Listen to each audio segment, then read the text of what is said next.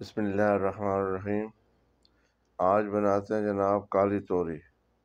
اس کو کالی توری کیوں بولتے ہیں یہ تو مجھے معلوم نہیں ہے، کیونکہ اس کا رنگ سبز ہے اور کالی بولتے ہیں اس کو۔ بہرحال آج بناتے ہیں، آپ اس کو لے لیں اور اس کا اوپر کا چھلکا آپ کٹر کی مدد سے اتار لیں، کیونکہ یہ چھلکا جو ہے یہ اچھے طریقے سے پکتا نہیں ہے، یہ سخت ہوتا ہے۔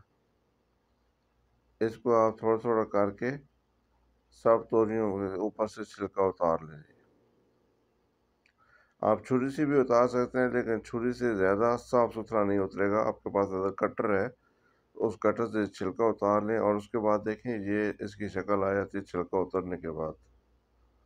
آپ کی جتنی بھی ہیں، تھوڑی ہیں زیادہ ہیں، جتنی بھی توری ہیں سب سے آپ ایک دفعہ چھلکا اتار لیں اور ان کو اچھے طریقے سے دھلائی کر لیں۔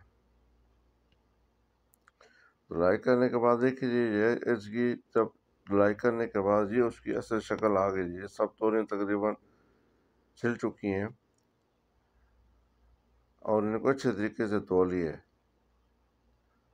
ابھی آپ ان کو چھوٹے چھوٹے پیسز میں کاٹ لیں۔ یہ دیکھیں یہ چھوٹے چھوٹے پیسوں میں کاٹنے کے بعد ان کی یہ شکل آ رہی، کتنی خوبصورت ماشاءاللہ فریش توریاں ہیں۔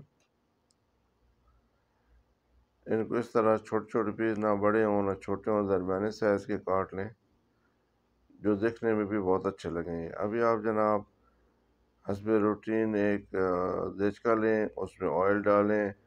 آئل ڈالنے کے بعد اس میں آپ جس طرح میں ہر ویڈیو میں بتاتا ہوں، اس میں آپ ثابت مسالہ جات ڈال دیں۔ یہ ثابت مسالہ جات پہلے کی طرح جس طرح ہر کھانے کے لیے ضرورت ہے، تھوڑا سا اس کو براؤن ہونے دیں، اور جب یہ براؤن ہو جائے تو اس میں آپ پیاز، ادرک اور لہسن جو چھوٹا چھوٹا کاٹا ہوا ہے اس کو ڈال دیں، اور اس کو جناب اچھے طریقے سے آپ نے براؤن ہونے دینا ہے۔ اس کو بہت آرام سے سکون سے پکانا ہے، اس کو اچھے طریقے سے براؤن ہونے تک اس کو ہلاتے رہنا ہے۔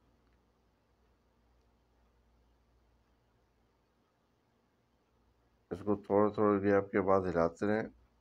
ابھی دیکھیں جی یہ براؤن ہو چکے ہیں۔ ابھی آپ اس میں دوسری مسالے ڈال دیں، جس میں ہلدی ہے، مرچ ہے، اور جو بھی مسالہ جات آپ کے پاس اویلیبل ہیں وہ اس میں ڈال دیں، اور اس کو اچھے طریقے سے بھون لیں۔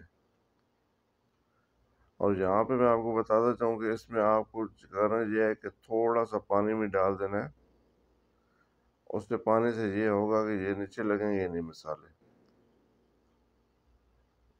ماشاءاللہ دیکھیے جی اس کو آپ نے اچھے طریقے سے بالکل پکانا ہے۔ اس کے بعد تھوڑا سا اور پک جائے تو اس میں ٹماٹر ڈال دیں۔ یہ ٹماٹر ڈال دی۔ ابھی آپ نے یہ ٹماٹر اور یہ مسالہ اچھے طریقے سے بنانا ہے اس وقت تک جب تک کہ یہ صحیح آئل نہ چھوڑ دے۔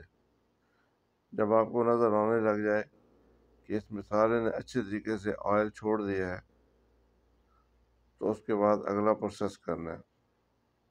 ابھی دیکھیں جی ماشاءاللہ اس نے اچھے طریقے سے آئل علیحدہ ہو گیا ہے اور مسالہ علیحدہ ہے۔ ابھی آپ اس میں کاٹی ہوئی توریاں اور سبز مرچ ڈال دیں، اور اس توریوں اور اس سبز مرچ کو آپ اچھے طریقے سے اس مسالے کے اندر مکس کر دیں۔